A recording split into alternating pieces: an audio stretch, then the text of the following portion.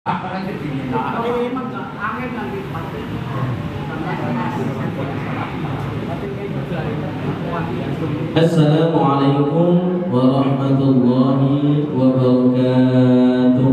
Waalaikumsalam warahmatullahi wabarakatuh. Alhamdulillahilladzi alafa baina qulubina fa asbahna bi ni'matihi ikhwana. Nusalli wa nusallimu ala sayyidina Muhammadin wa ala alihi wa sahbihi wa barik wa sallim. Rabbi shrah li sadri wa yassir li amri wahlul 'uqdatam min lisani yafqahu qawli. Subhanaka la ilma lana illa ma 'allamtana innaka antal alimul hakim. La ilaha illa anta subhanaka inna kunna minadh dhalimin. Amma ba'du. Jamaah sekalian yang dimuliakan Allah Subhanahu wa taala, alhamdulillah kita bersyukur pada Allah di malam hari ini kita dipertemukan dan dikumpulkan oleh Allah Subhanahu wa taala dalam satu majelis ilmu yang juga pertemuan kita ini di tempat yang paling mulia, yakni di rumahnya Allah Subhanahu wa taala. Tempat yang paling mulia untuk bertemu, bahkan Rasulullah sampai katakan majtama'a min buyutillah, barang siapa yang berkumpul di antara rumah-rumahnya Allah Subhanahu wa taala, wa yatadarrasuna al-kitab, yang mereka lakukan adalah yang dilakukan adalah tadarrasuna al-kitab, yakni membaca atau mentadarusi. Darasa yang rasul itu apa ya? Belajar. Madrasah itu tempat belajar. Darasa yang rasul artinya mempelajari Al-Quran. Maka Allah Subhanahu wa taala nazzalat alaihimus sakinah, kata Rasulullah. Maka Allah akan memberikan ketenangan. Dan Masya Allah, ini satu majelis yang mulia. Di momentum akhir tahun ini kita mengisinya dengan kita berkumpul di rumahnya Allah, dengan kita mentadarusi ayat-ayatnya Allah. Mudah-mudahan itu menunjukkan dan menandakan Allah memilih kita mengakhiri tahun ini dengan kebaikan. Amin. Makanya Pak Bu, dalam kehidupan itu adanya husnul khotimah sama su'ul khotimah. Gak ada nisful khotimah. Kan ada nisfu Sa'ban ya Bu ya. Nisfu Sa'ban itu pertengahan bulan Sa'ban. Nisful khotimah setengah perjalanan terus khotimah itu tidak ada. Gak ada ceritanya di pertengahan itu bisa diukur kehidupan ini. Allah berikan Rasulullah doa juga itu, Allahumma inni as'aluka husnul khatimah. Ya Allah, aku memohon kepadamu akhir yang baik. Dan ini salah satu menjadi akhir tahun kita. Harusnya kita semua kalau doa kita fid dunya hasanah wa fil akhirati hasanah, maka di akhir tahun ini harusnya melakukan kebaikan. Dan ini mudah-mudahan salah satu, walaupun ini bukan tradisi yang dicontohkan oleh Rasulullah, tapi ini tradisi yang baik. Kita mengakhiri tahun kita bukan dengan berfoya-foya, tapi kita mentadaburi dan mentadarusi ayat-ayat Al-Quran yang berkaitan dengan waktu. Maka Rasulullah katakan seperti ini, nazzalat alaihimus sakinah, orang yang berkumpul ini akan Allah berikan ketenangan hatinya. Apalagi Pak yang kita cari dalam kehidupan dunia. Yang kita cari hakikatnya itu sebenarnya ketenangan hidup. Yang kita cari itu ketenangan hidup. Orang pengen banyaknya harta, pengen apa sebenarnya? Sebenarnya pengen tenang. Kalau banyak harta kan mau beli ini bisa, beli itu bisa, pengen ini, pengen itu. Anggapannya dia cari ketenangan, carinya harta. Padahal harta itu tidak membuat tenang. Semakin banyak harta, semakin kita tidak tenang. Bapak jangan kira yang usaha-usahanya gede itu tenang. Bapak tahu yang samping Chandra itu ada geraha itu, yang servis mobil motor itu. Sekarang tutup. Kemarin kalau kata Pak Disi yang sama-sama punya bengkel mobil Spoling dia, Itu kenapa tutup pajaknya suruh bayar 1,4 miliar. Jadi lebih baik tutup daripada membayar pajak segitu. Kalau kita pikir enak bener punya usaha kayak gitu ya, mobil bolak-balik masuk, Pak, jangan disangka tenang. Orang itu semakin banyak harta semakin gak tenang. Kalau punya motor, pajak cuma 250.000 sebulan kayak. Mobil Avanza 2,5 juta, mobil Pajero 5 juta, bisa sampai 15 juta. Jadi semakin kita punya harta, itu akan semakin besar biaya untuk kita mengeluarkan merawat harta itu. Dan kalau kita punya rumah biasa 6 kali 7 mah enak punya. Kalau kita punya rumah pengennya biasanya udah saya punya rumah itu udah tingkat sekali. Itu per bulan harus bayar pembantu berapa? Bayangin nggak satpam itu yang jaga dibayar berapa? Cuman buat jaga, belum perawatannya. Artinya apa jemaah sekalian? Hidup itu yang dicari ketenangan, bukan banyaknya harta. Ada orang lagi yang berpikir ketenangan itu apa? Tingginya jabatan. Oh enaknya kalau jadi pejabat itu mah tinggal ngongkang. Bapak lihat aja, kelihatannya aja enak. Nggak tahu itu rebutannya kayak apa. Sikut kiri, sikut. Kadang-kadang kawan apa Pak? Semakanan dia pengen naik jabatan kan? Orang yang punya jabatan itu kadang-kadang naik jabatan itu ngorbanin. Ada yang dikorbanin itu, walaupun nggak semua. Tapi pencari jabatan itu bukan tenang. Kenapa ketenangan itu didapatkan dari mana? Bukan juga kekayaan, bukan juga jabatan. Ada ketenaran. Jadi cita-citanya pengen jadi artis, disangka jadi artis dia menang. Aduh Pak, kalau lihat kehidupannya artis, jelek dikit, dijadiin gosip. Pagi siang sore malam di berita di gosip. Nggak enak. Allah Akbar, gak tenang. Mau keluar dikawal, mau kita mau makan di pinggir jalan bebas-bebas aja, nggak ada yang mengurutin Pak. Dia pinggir jalan, yang minta foto. Mending kalau cuma minta foto aja. Kadang-kadang yang minta foto dijambak, ditarik, dicubit. Iya. Banyak kadang-kadang kalau melihat saya ceramah Ustaz Haji Dayat atau Ustaz Abdul Somad itu, dia itu sampai nggak bisa melakukan apa-apa. Kadang-kadang kalau semua ditarik-tarik itu. Pernah beberapa kali saya ikut kajian beliau. Kalau lihat ya Allah di pinggir jalan itu tarik-tarik, coba itu, dan nggak tenang. Lalu bagaimana ketenangan itu? Salah satu cara mendapatkan ketenangan itu, salah satu caranya apa? Datang pengajian. Walaupun caranya banyak. Contohnya apa? Bagi yang jomblo itu kalau pengen tenang, menikah. Makanya doanya menikah itu apa? Sakinah, mawaddah. Sakinah itu kan ketenangan. Jadi kalau masih jomblo pengen tenang, nikah. Satu belum tenang, kenapa? Anaknya Bu, anaknya. Kalau anaknya satu belum tenang, apa anaknya? Ibu udah melototin saya aja beliau. Tambah anaknya. Itu ibu pikirannya saya pro sama ibu tenang. Masya Allah. Jadi kembali jemaah sekalian ketenangan yang kita cari. Apa cara ketenangan? Allah katakan dalam Al-Quran, ala bidzikrillahi tatma'innul qulub. Cara tenang itu apa? Selalu mengingat Allah. Selalu mengingat Allah. Zikir itu artinya mengingat Allah. Ala bidzikrillah. Selalu mengingat Allah. Di dalam ayat yang lain, yadhkuruna Allaha qiyaman wa qu'udan wa 'ala junubihim. Mengingat Allah itu kapan saja waktunya, Allah sampai rinci, Pak. Kalau kita pengen tenang, cara mengingat Allahnya kapan aja? Qiyaman, saat berdiri. Maksudnya berdiri saat beraktivitas. Yang pedagang ingat Allah, maka dagangnya gak akan curang. Walaupun mungkin untungnya gak banyak. Hidup makan ya Allah, dagang itu jelek, busuk, bagus, campur. Kadang-kadang beli buah di dalam ikan yang apa sih bagus, nyampe rumah bawahnya. Pengalaman banget ibu kayaknya beli ya Bu ya. Bisa juga mau beli kalau kayak gitu. Iya. Timbangan itu kan.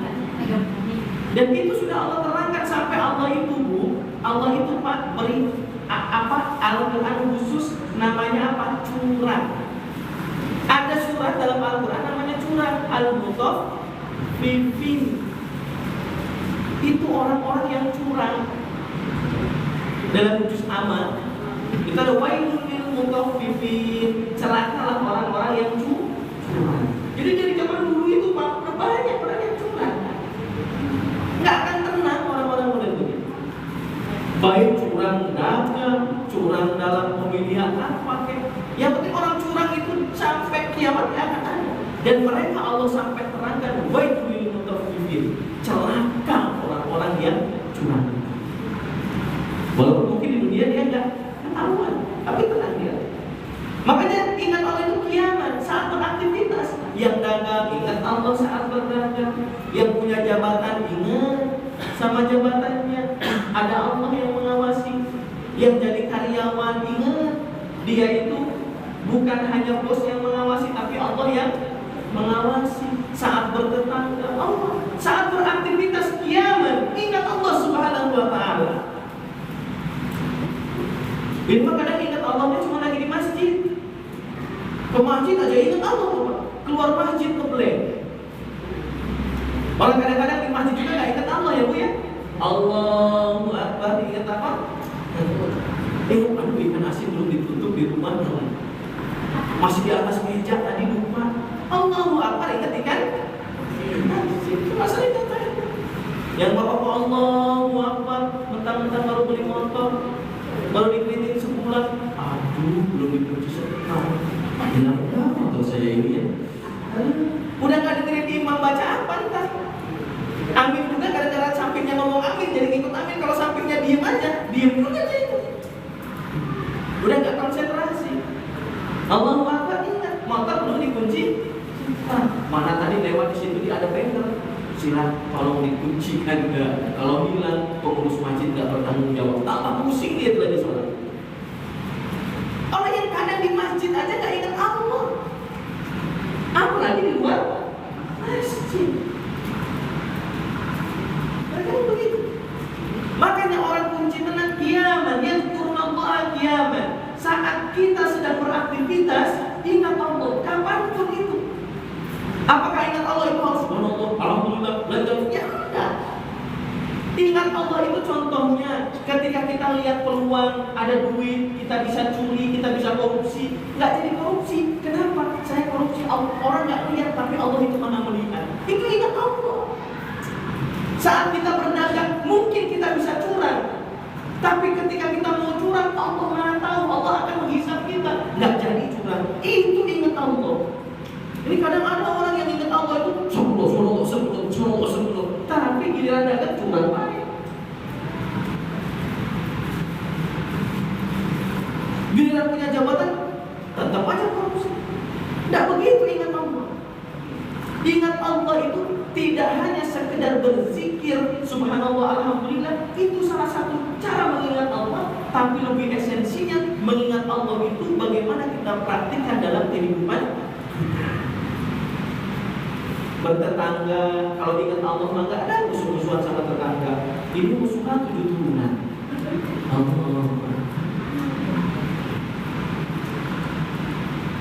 Sama tetangga nggak setoran. Gara-gara apa? Gara-gara katanya. Gara-gara katanya Pak. Gara-gara katanya dia musuhan sama tetangga. Maksudnya bagaimana? Ada tetangga yang bilang, katanya itu kamu dibilangin sama dia atau dia tuh begini.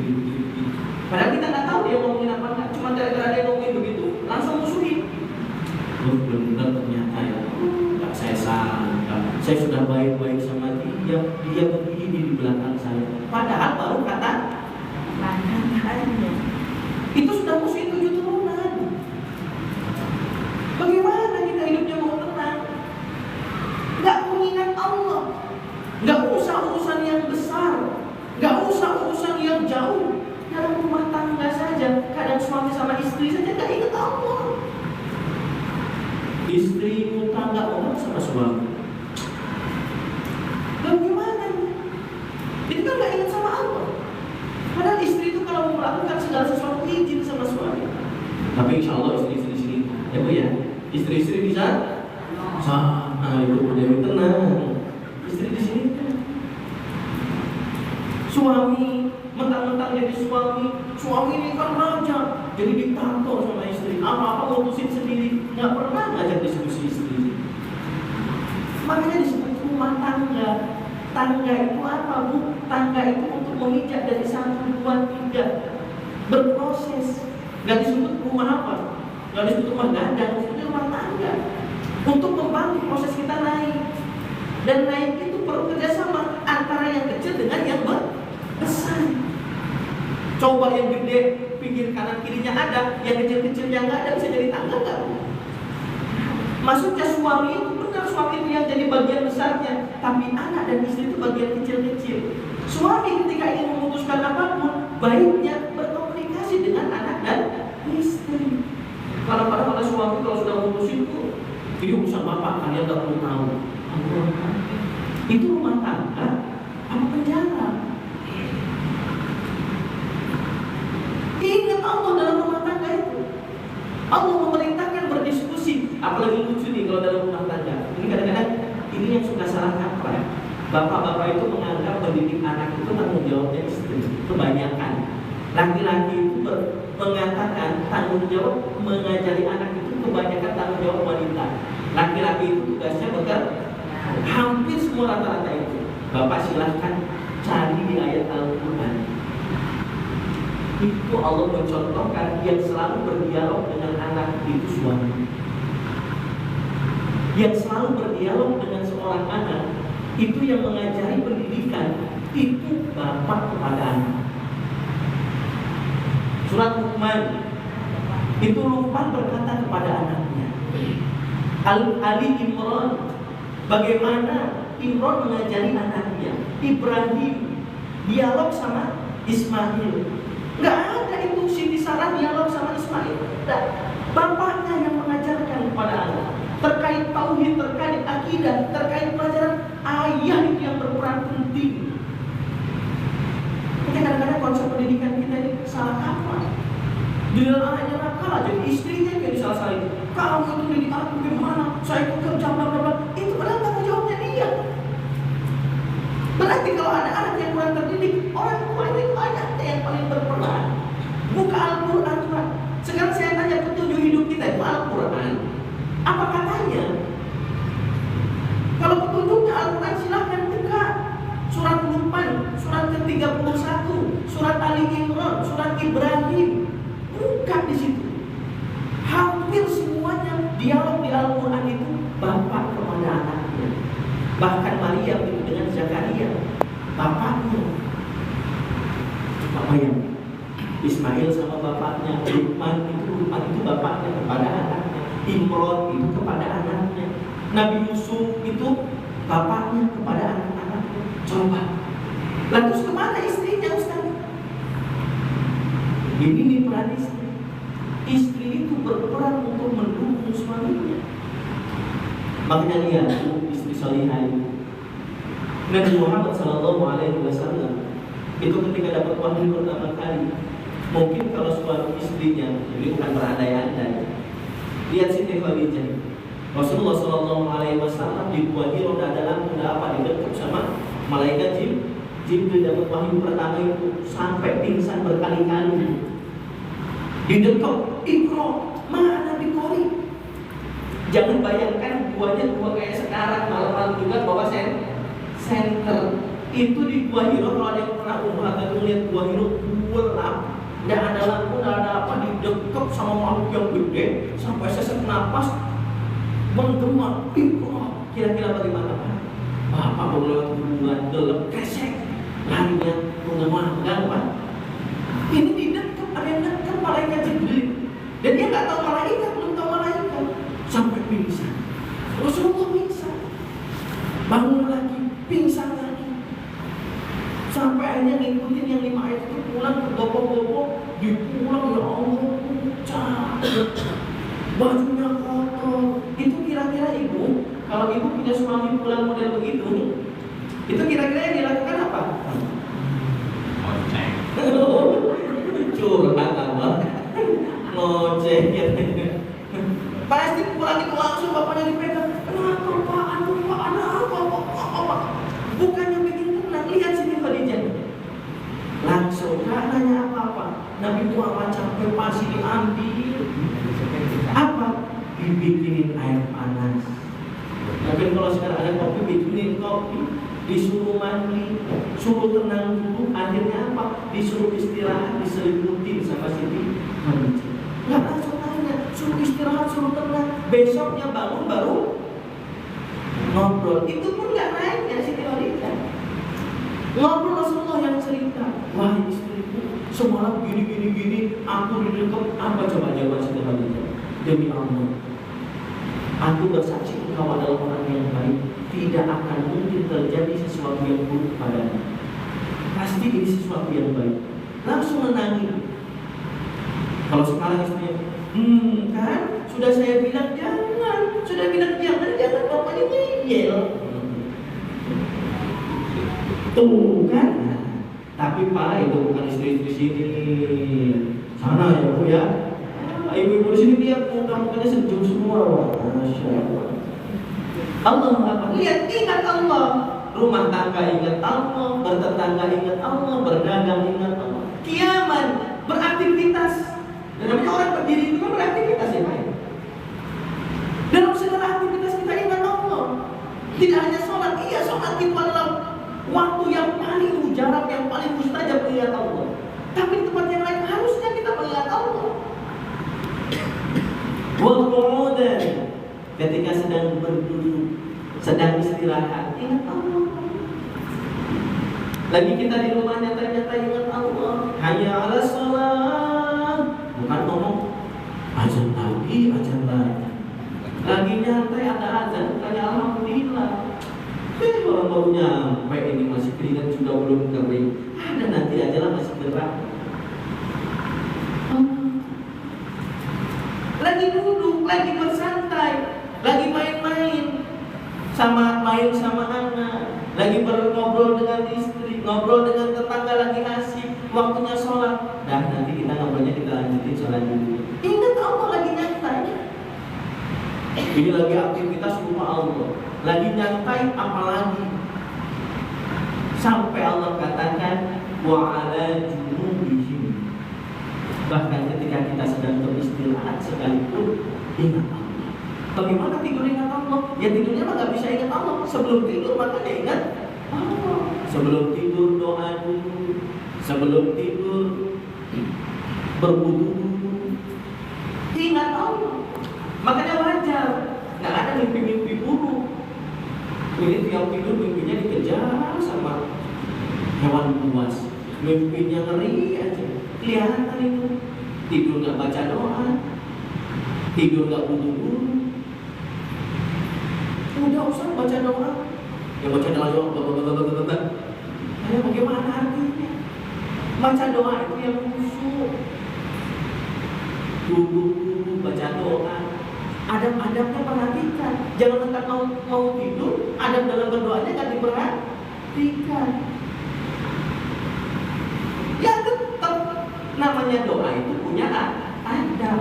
Doa itu kan kita minta perlindungan sama Allah. Allahumma inni bismika Allahumma ahya wa bismika. Dengan menyebut namamu ya Allah aku hidup, dan dengan menyebut namamu ya Allah aku mati.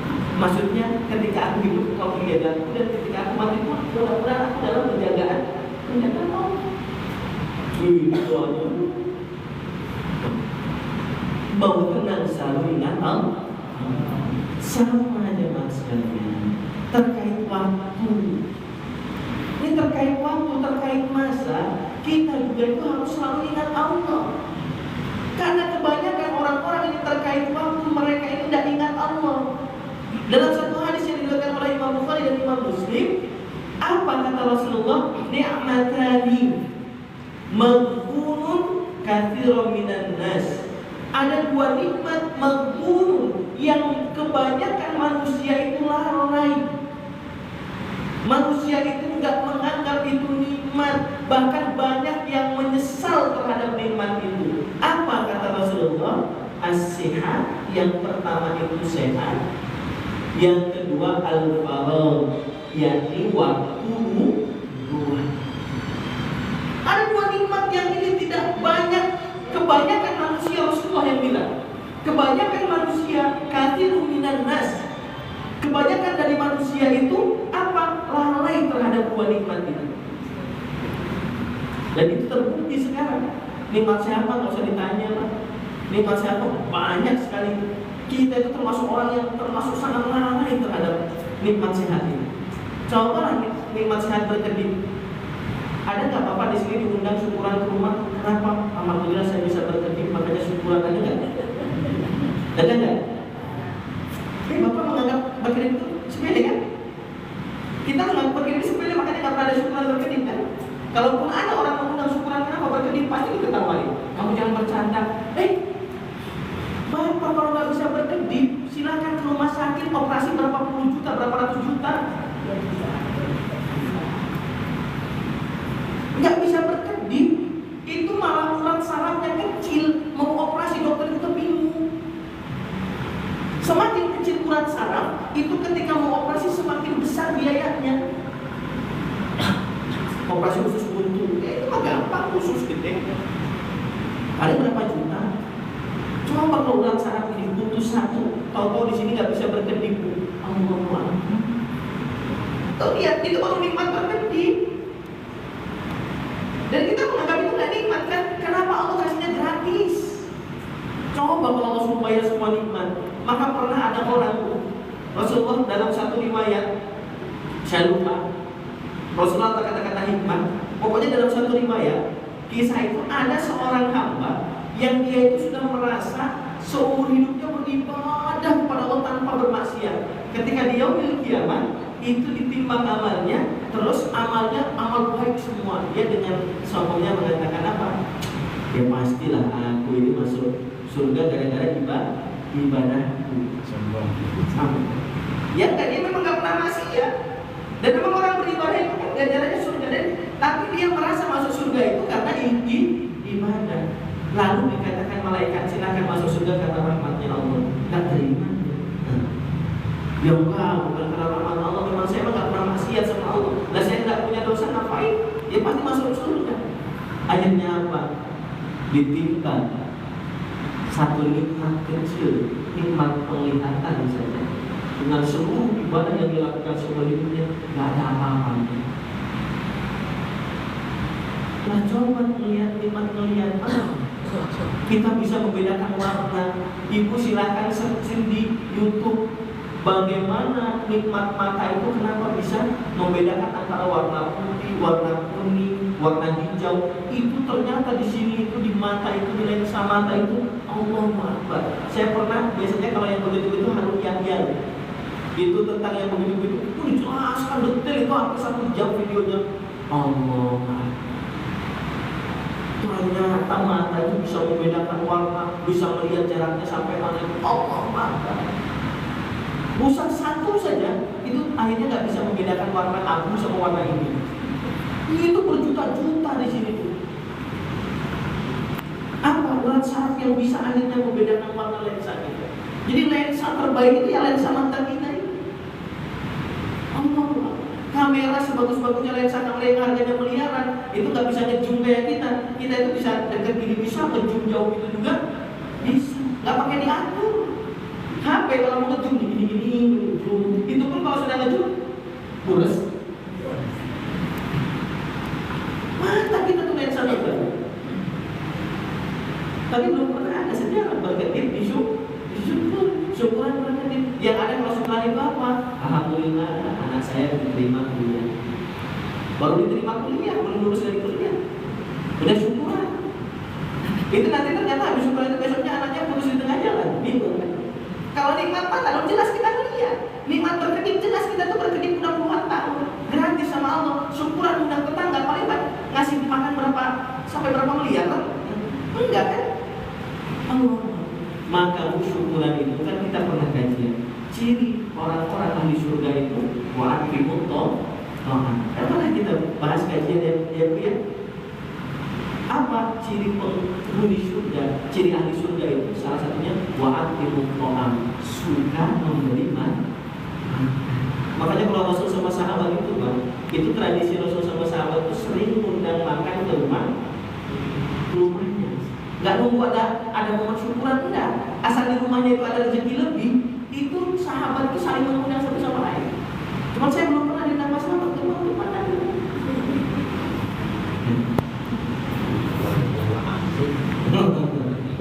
Tidak apa-apa. Sahabat itu begitu sering mengundang. Padahal undang kita gitu. Kita kalau diundang nggak ada orang. Saling mengundang. Artinya dan begitu para sahabat. Tidak perlu kalau kita kan kadang-kadang mau undang itu nunggu momen apa? Syukuran rumah lah, syukuran inilah, syukuran itu. Lain kalau pas lagi ada rezeki nggak usah nunggu momen. Udah aja. Dan itu tradisi Rasulullah dan para sahabat. Itu tradisi yang baik. Karena salah satu ciri penghuni surga wa'atimut ta'am. Pernah kita bahas ada 4.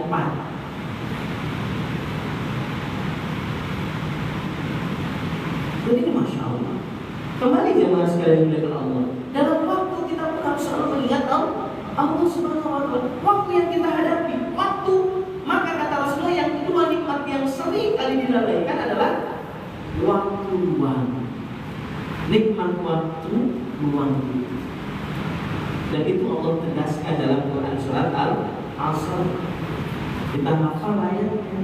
Wal asri, demi waktu, demi masa, sampai Allah bersumpah. Innal insana lafi khusr. Inna sesungguhnya al-insan manusia fi dalam al-husri kerugian. Innal insana lafi khusr. Terkait waktu itu banyak orang itu yang merugi, nyesel. Dan hampir kita semua kalau bisa mengulang waktu itu kalau bisa nggak begini, kalau bisa nggak begitu. Pengennya nyesal terhadap waktu itu. Innal insana lafi khusr. Allah tegaskan, tidak ada manusia itu yang gak nyesel terhadap waktunya. Semua manusia nyesel, tetapi Allah katakan illa kecuali ada orang-orang yang penyesalan itu bisa diobati, bahkan bisa apa Pak? Kalau bahasa kita bisa diminimalisir penyesalannya. Siapa? Yang pertama alladzina orang-orang yang beriman. Kita lihat orang yang beriman itu terhadap waktu bagaimana? Karena ciri orang beriman itu banyak. Orang yang beriman kalau sholat dia gak malas-malasan, itu ciri dalam sholat. Makanya Allah katakan apa? Orang-orang yang munafik itu ila sholatihum kusala. Orang munafik itu kalau lagi sholat malas-malasan. Ciri ada kemunafikan dalam diri orang itu hum kusala. Ketika ada sholat itu kaslan, itu malas. Jadi lagi sholat udah sholatnya itu udah kayak nggak ada giro, apa ya giro itu, nggak ada semangat dalam sholat. Itu salah satu ciri orang di dalam dirinya ada sifat kemunafikan.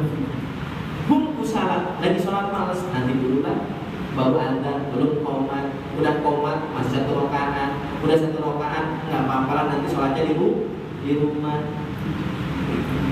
Hum kusala, lagi sholat itu nggak bersemangat, malas-malasan, hati-hati. Itu berarti bibit-bibit kemunafikan ada, segera hilangkan.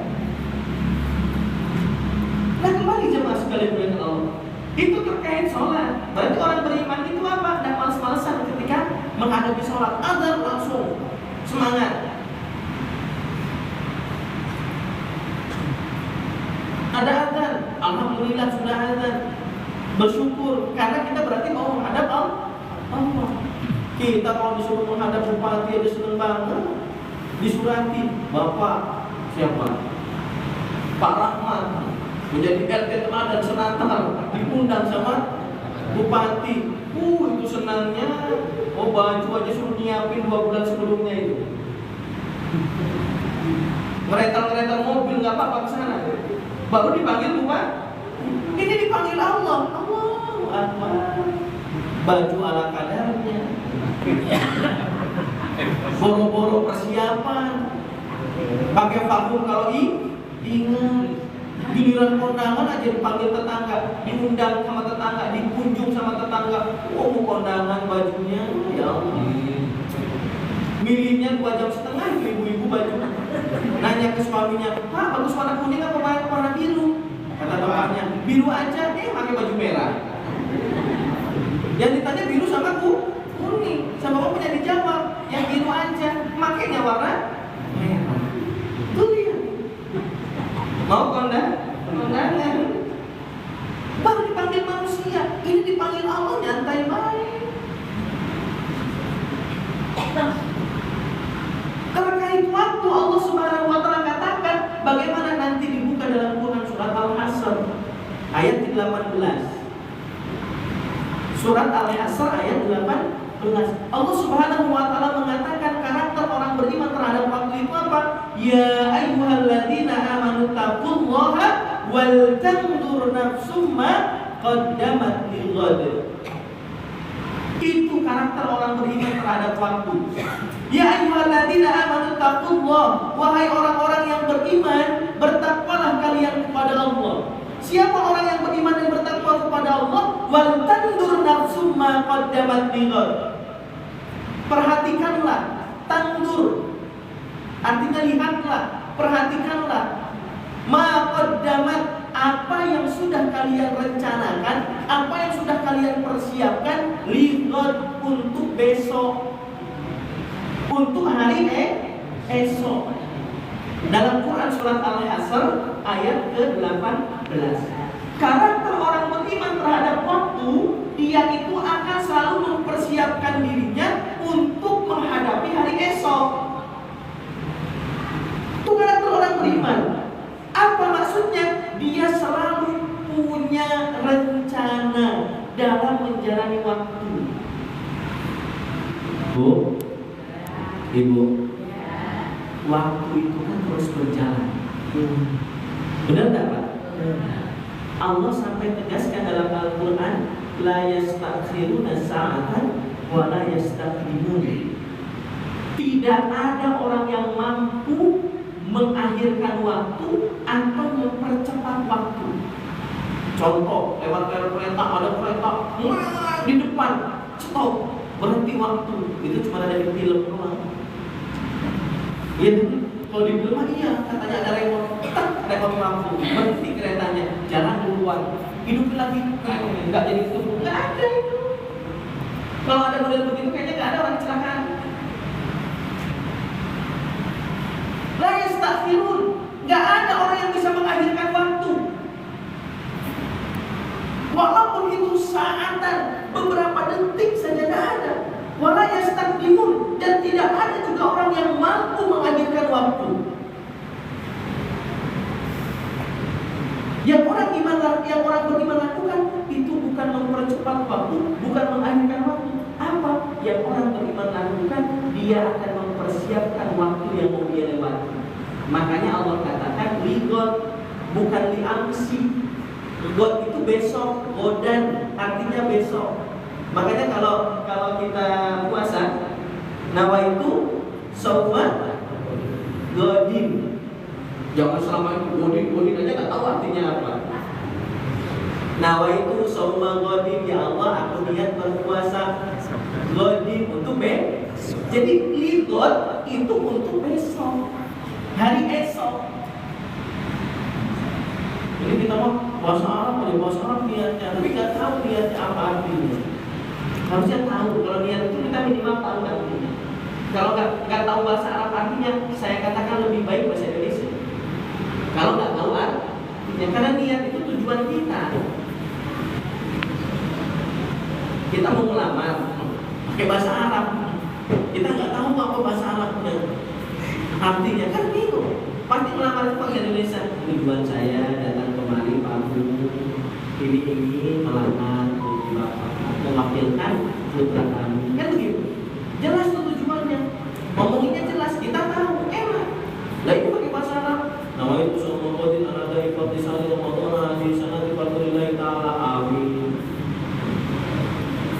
Ditanya apa artinya? Nggak tahu. Nah terus kita ngomong itu buat apa? Itu kan nama itu aku niat. Niatnya nggak tahu. Kembali apa tadi?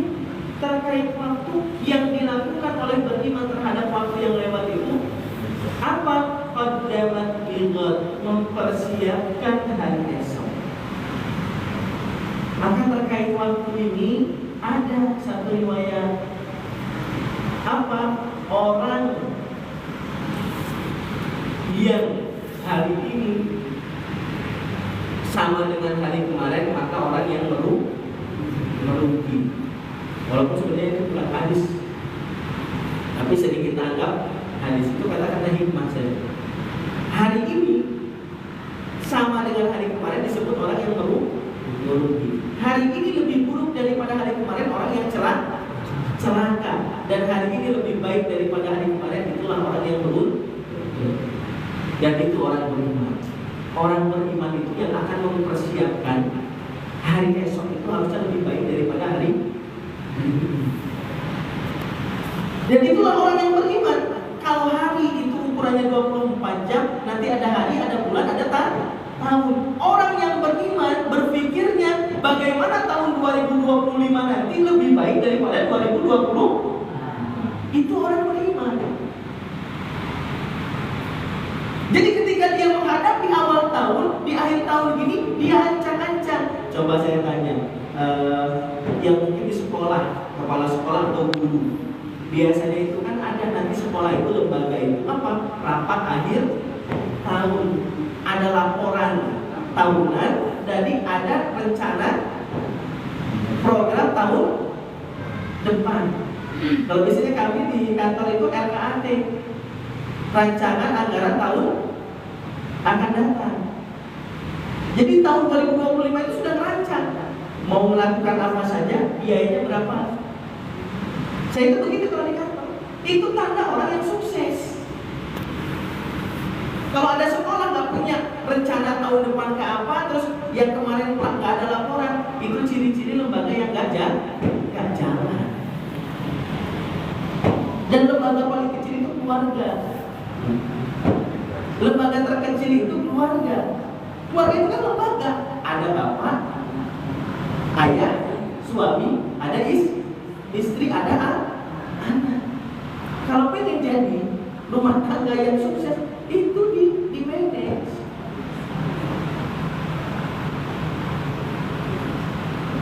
Di manage.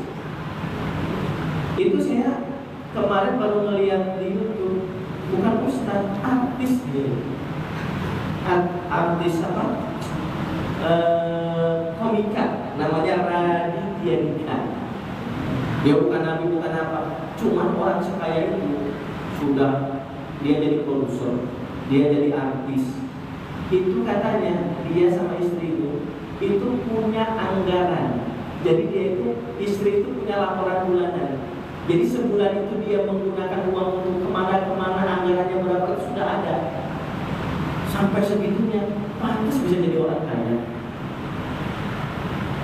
Ada anggaran, kata dia, istri saya udah kayak ini aja, kayak bos perusahaan. Ada anggarannya. Jadi kalau sebulan jatahnya segini, ya nanti dia akan atur. Kalau ada kondangan, berarti banyakin kondangan, makannya jadi gak enak. Jadi yang seharusnya sebulan makan keluar 2 kali atau 3 kali makan ke dinner atau apa, itu kata dia kalau lagi banyak kondangan, banyak yang undang itu nanti dinernya bisa gak ada atau dia cuma sekali. Jadi diatur di manage. Dan orang beriman itu yang Allah perintahkan sebenarnya begitu. Waktu itu dia manage. Makanya Allah katakan dalam Al-Quran, فَإِذَا فَرَغْتَ فَانْصَبْ. Orang beriman itu kalau selesai dalam satu kegiatan, dalam satu aktivitas, dalam satu perkara, dia akan mengerjakan segera perkara yang lain. Saya selalu tegaskan, saya tanya, orang kalau belum punya rencana, itu akan bingung. Saya tanya, besok kita mau ngapain masing-masing? Soalnya nggak punya rencana bingung. Kalau yang sudah punya rencana kan, besok mau kemana? Saya mah biasa, kalau jam 8 bukan telepon, nanti jam 9 tutup. oh nanti saya mah kalau besok ini hari libur, waktunya liburan. Kalau punya rencana gitu, pasti bisa beraktivitas lagi. Tapi kalau orang sudah selesai, terus nggak punya rencana, bingung nanti dia. Ngapain ya? Cari-cari dulu. Cari-cari kegiatan. Makanya akhirnya hidupnya apa? Hidupnya terombang-ambing. Orang ngomong begini, orang ngomong begitu. Makanya hidupnya cuma begini. Lah benar kan? Iya kan? Ini kelihatan dan kebanyakan mayoritas masyarakat kita hidupnya masih begitu terombang-ambing. Bisa dilihat dari mana? Dilihat dari musim-musiman. Lagi musim layangan semua layangan. Lagi musim kembang apa? Kembang apa? Condong semua. Sampai daun talas yang ada di mana? Di KTE, di karetan itu, di karetan di sawitan, dipot-potin, dipolibekin semua. Sampai yang punya kebun bingung, ini kebun orang ngarit bukan yang ngarit. Cari gitu semua. Zaman burung main, burung semua. Oh di rumah yang ngarit tuh ada kandang, ini burung inilah, burung itulah. Zaman bonsai semua depan rumah orang. Nah kita mah begitu. Kenapa? Tandanya kita nggak punya tujuan, nggak punya rencana. Sedangkan rencana itu kan tujuan jangka panjang. Makanya saya selalu mengatakan, dan ini saya dapat SMA itu ketika membaca satu majalah terkait satu motivasi apa? Orang yang gagal dalam berencana, maka dia sedang merencanakan kegagalannya. Orang yang gagal dalam berencana, maka dia sedang merencanakan kegagalannya. Itu orang yang gagal dalam berencana. Nah orang yang gak punya rencana, berarti gak punya masa depan. Karena Allah katakan orang yang beriman itu begitu. Waltandur nafsu ma qaddamat lighad. Itu karakter orang beriman kepada Allah. Jadi kalau ada orang yang mengaku beriman kepada Allah, lalu dia tidak punya rencana ke depan, itu sama dengan saya ngaku anaknya Pak Ibu. Saya ngaku anaknya Pak Ibu. Bisa nggak saya ngaku anaknya Pak Ibu, Pak? Pak Ibu nggak akan ngakui. Mau saya tes DNA juga yang nggak akan nyambung. Sama ngaku beriman, tapi hidupnya nggak punya rencana. Padahal Allah sudah tegaskan dalam Al-Quran, orang beriman itu terhadap waktu. Karakteristik orang beriman terhadap waktu, wal tandur nafsum ma qaddamat lighad. Nanti kalau Bapak mau ingat-ingat Quran surat Al-Hasr ayat 18. Cari saja Al-Hasr ayat 18. Allah beritakan begitu. Jadi orang yang beriman, yang Allah katakan illal ladzina amanu, kecuali orang yang beriman. Kenapa orang beriman adalah muslim? Karena orang beriman itu terhadap waktu punya rencana. Ini momen di akhir tahun. Harusnya orang di akhir tahun itu masalah. Kalau tahun 2024 kemarin saya sholat berjamaahnya baru bisa sama maghrib doang yang sholat di masjid. Berarti tahun 2025 saya harus berubah. Minimal kalau nggak bisa 5 waktu ke masjidnya, kalau dulu maghrib sama isya, sekarang tambah subuh. Berarti maghrib bisa subuh. Zuhur asar di mana? Bisa jadi di kantor, bisa jadi di ladang, bisa jadi di sawah, bisa jadi di toko. Nggak apa-apa, tapi punya rencana. Ada perkembangan. Itu artinya hidup kita terencana, tersusun dengan rapi. Dan itulah orang yang beriman. Makanya terkait waktu itu Allah bersumpah banyak benar. Ada wal asri demi waktu, ada wadduha waktu pagi, ada wal fajar demi waktu fajar. Banyak terkait waktu itu. Sampai Allah sebutkan banyak sekali dalam Al-Quran kata-kata waktu itu. Kenapa? Pentingnya waktu. Tapi ya itu lagi-lagi jemaah sekalian, banyak di momen waktu ini satu kita nggak punya rencana. Yang kedua, waktu yang kita lewati selalu kita sia-siakan. Makanya kata-kata bijak dalam bahasa Arab itu al-waqtu as-sayf. Waktu itu seperti pedang. Waktu itu seperti pedang akan menebas seseorang yang karena waktu itu terus berjalan. Mau dia jabatannya apa-apa, mau dia kayak apa orangnya, mau hebat seperti apa, yang namanya waktu lewat aja lewat, nggak akan bisa dihentikan sebenarnya. Siapapun kita tanpa pandang bulu. Tapi Allah katakan siapa yang akan merugi? Alladzina amanu. Apa karakter orang beriman, Pak? Terhadap waktu dia punya rencana. Itu satu catat baik-baik. Dia punya rencana terhadap waktu. Yang Allah katakan dalam Al-Quran itu ligot. Ligot ini dalam ilmu tafsir ada dua menafsirkan. Ligot secara harfiah itu besok. Berarti kalau sekarang hari apa sekarang? Hari Selasa malam Rabu ya. Berarti yang untuk besok Rabu malam. Jadi orang beriman sampai untuk besok itu sudah punya rencana. Ligot Allah katakan untuk hari esok. Besok ada yang menafsirkan hari esok itu apa? Hari esok itu hari akhirat. Yang dimaksudkan wal akhiratu khairu wa hari akhirat itu hari yang kekal abadi. Jadi ada dua penafsiran hari besok sama hari akhirat. Jadi orang beriman itu mempersiapkan masa depan dunianya, mempersiapkan masa depan akhiratnya. Maka dalam doa sapu jagat fid dunya hasanah wa fil akhirati hasanah, itu orang beriman. Dunia dia persiapkan, akhirat dia persiapkan. Kadang-kadang orang yang suka salah kaprah, akhirat saja yang dia persiapkan. Sholat ngaji, nggak pernah kerja, nggak pernah usaha. Nanti masalah istri sama anak saya serahkan sama Allah. Dia nggak pernah usaha. Dia salah kaprah. Ada juga orang yang sebaliknya, dunia yang dia cari, pagi, siang, sore, malam kerja, berangkat pagi, pulang malam, berangkat pagi, pulang malam, nggak pernah kelihatan di masjid. Dia salah kaprah juga. Orang yang beriman itu dunia dia persiapkan, akhirat dia persiapkan. Dunia dia punya rencana, akhirat dia punya rencana. Saat saya di akhirat itu pengen nanti dibuatkan rumah di surga. Rasul katakan, man bana masjidan banallahu fil jannah. Barang siapa membuat bangunan masjid di dunia, Allah akan bangunkan rumah di surga. Kalau dia punya rencana pengen dibangunkan rumah di surga, ya sudah banyak-banyak bantu masjid. Ini pengen dibangunkan rumah di surga, setiap ada sumsuman masjid selalu protes, sumsuman lagi.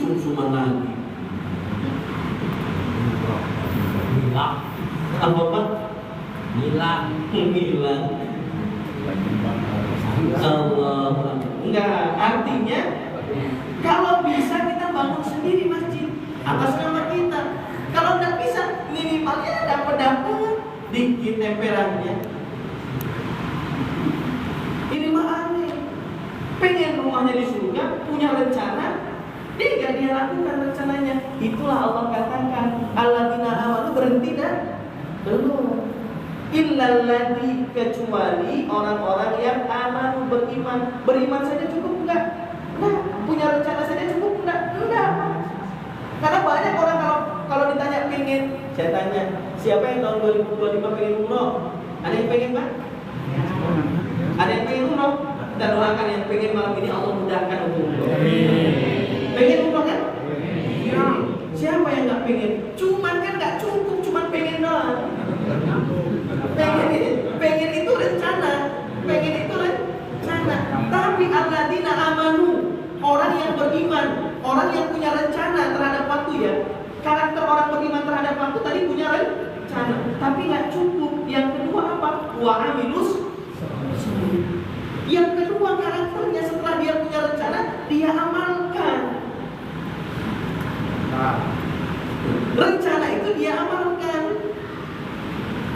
Amalnya macam-macam. Ada yang nabung belum bisa apa? Saya di rumah punya tanah agak luas, saya tanam lah. Apa? Saya tanam cabai atau tanam apa? Nanti hasilnya ya Allah, saya tanam cabai ini, panennya akan saya tabung buat umur. Nah kan orang macam-macam. Ada yang langsung nabung gak punya duit, apa yang ditabung. Tapi dia melihat di depan rumahnya ada lahan kosong, daripada kosong, nggak kayak patung, ada lahan rumah. Saya punya niat 2025 nanti pengen nggak kurban kambing, tapi kurban sapi satu orang. Bagaimana caranya? Lah kalau cuma niat doang kita semua bisa. Semua pengen kurban sapi, pengen.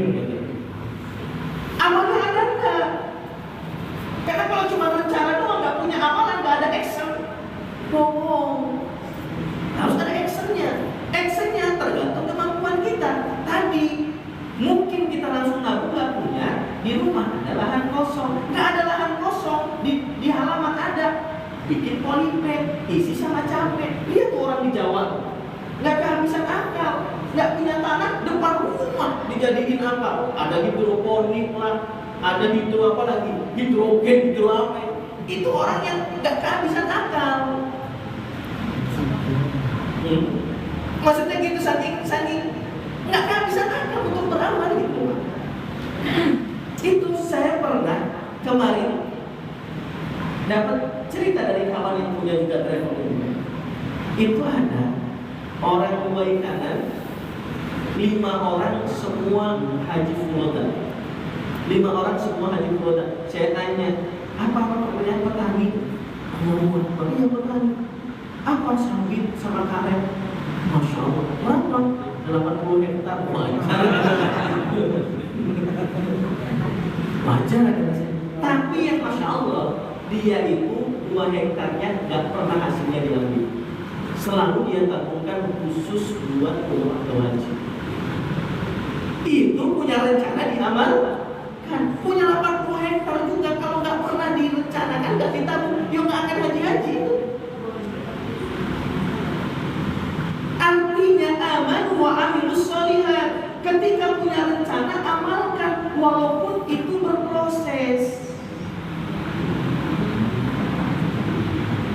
Semua kalau ditanya pengen sukses, pengen. Siapa yang gak pengen sukses? Tapi melangkah menuju orang sukses, jarang orang yang melakukan itu. Ditanya pengen masuk surga, pengen. Siapa yang gak mau masuk surga? Tapi jarang ada orang yang melangkah menuju penghuni surga. Orang penghuni surga itu gak ujuk-ujuk langsung berubah, Mas. Gak pernah sholat waktu ujuk-ujuk langsung sholat 5 waktu mengaji. Orang juga bingung, kaget. Kalau pengen berubah, ya dikit-dikit. Berubah itu dikit-dikit. Gak boleh ujuk-ujuk. Maaf kalau yang berubahnya bin salabin, itu nanti kembali kepada keburukannya juga bin salabin. Kalau ada orang yang suka nanam, orang suka nanam, benar. Kalau yang cangkokan itu buahnya cepat, buahnya cepat dan lebat, tapi akarnya enggak. Maka kebanyakan sesuatu yang ujung-ujung itu nanti ujung-ujung ambilnya cepat, tumbangnya cepat. Makanya sunnatullah itu kalau mau sukses itu sedikit demi sedikit. Kalau mau hijrah sedikit demi sedikit. Kalau mau berubah sedikit demi sedikit. Pengen berubah jadi soleh, nggak ujung-ujung. Bagaimana caranya? Ujung-ujung rajin ke masjid, tak begitu. Apa? Nggak cuma rajin ke masjid, ikuti kajian, belajar demi sedikit. Itu maksudnya berproses itu. Dan itulah kehidupan. Dalam waktu alladzina amanu, orang punya rencana, wa amilus sholihat, rencananya itu diamalkan walaupun cuma sedikit. Walaupun nggak tahu nanti rencana apa, kita kan cuma bisa berencana. Masalah yang nanti bisa dan bisa urusan Allah. Saya sekarang punya rencana. Rencana saya apa? Nanti anak saya itu harus sekolah terus kuliah tinggi. Apa? Walaupun saya punya ladang dikit, Nggak nyampe 2 lantai lagi. Saya sekarang tanam di alpukat. Kata saya berazam ketika nanam itu Bismillah. Tanya sama beliau sekarang, Bismillah ya Allah, ini saya niatkan untuk anak-anak saya nanti.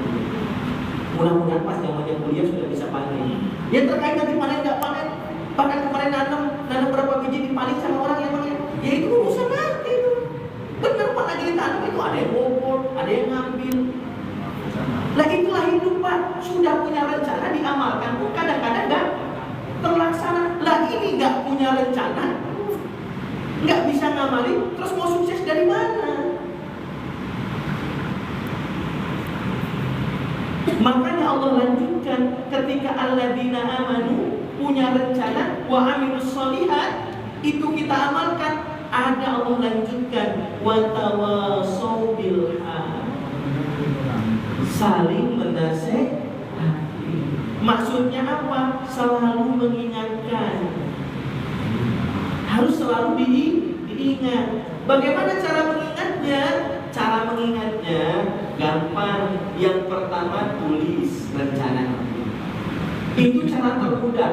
Cara termudah untuk mengingat itu menulis. Itu cara termudah.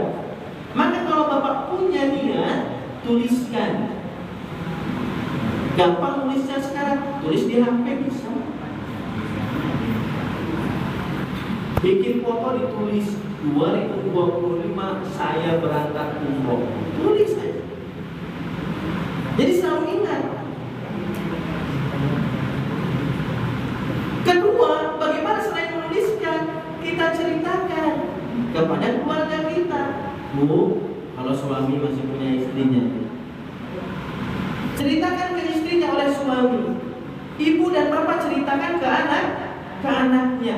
Bu, nah, bapak punya rencana 2025 ini kita umroh sekeluarga. Benar Pak, benar. Ini baru rencana. Tapi kan kalau diomongin nanti ngingetin. Anak saya tuh kalau saya udah punya rencana, nanti pulang ini dibeliin mainan ya. Itu wah nantinya banget. Itu sampai besok juga masih ditagih itu. Nah itu kan perlu diingatkan kita. Kalau nggak ada yang mengingatkan itu lewat. Kayak sekarang itu pengennya ditanya dari 25 tahun yang lalu. Itu pengen aja tuh 25 pengen sampai 2050 pengen doang pertanyaannya. Enggak ada rencana, enggak ada action, enggak ada amal. Dan sudah itu enggak ada pengingat. Makanya Allah katakan orang yang tidak celaka terhadap waktu, rencanakan hidupmu, apa yang mau kamu lakukan besok. Yang kedua, action. Yang ketiga, selalu punya alarm mengingat. Apa cara mengingatkannya? Tadi tuliskan. Yang kedua, ceritakan dengan orang terdekat kita. Yang ketiga, ya tadi dalam amal perbuatan kita tadi. Bisa dalam gede tadi, kita punya kebun 1 hektar, seperempat atau sekotak sawahnya itu selalu jangan diambil hasilnya, diambil itu hasilnya ditabungkan. Punya sawah contohnya 5 rantai, setengah rantai aja Pak. Itu setiap hasil sawah jangan diambil. Maksudnya jangan diambil terus sekali panen gitu Pak. Ya enggak gitu maksudnya. Dipanen, dijual, uangnya disimpan, ditabung. Maksudnya begitu. Bukan jangan diambil terus setengah rantainya nanti disisain, itu aliran apa lagi gitu. Setiap panen setengah rantai nggak pernah dipanen, dibiarin busuk gitu ya. Itu cara mengingatkan kita. Jadi setengah rantai nggak diambil, kita selalu ingat. Setiap panen diingatkan. Karena manusia itu tempatnya lupa. Kadang-kadang sudah diingetin aja masih ngeyel. Baru yang terakhir jemaah sekalian dengan Allah, waktunya sudah cukup. Apa yang terakhir? Wa tawasau bis-sabr. Senantiasa sabar. Sabar. Kenapa tadi? Kadang-kadang banyak kita sudah punya rencana, diamalkan, diingat pakai proses, hasilnya tidak sesuai, akhirnya kecewa. Ya Allah, gini amat hidup ya Allah. Orang beriman itu sabar. Apapun hasilnya, inilah ketentuan dari Allah. Allah. Bagaimanapun hasilnya, apa yang sudah kita lakukan itu hasilnya yang. Cuman kan kebanyakan kita belum melakukan, baru mikir doang. Kalau gini, kalau gitu, kalau gini, nggak mungkin, nggak mungkin. Gitu kali. Ustaz sekarang mau berangkat haji, berapa sekarang? 90 juta ya? 90 apa berapa? 89? Turun lagi 25. Enggak, kalau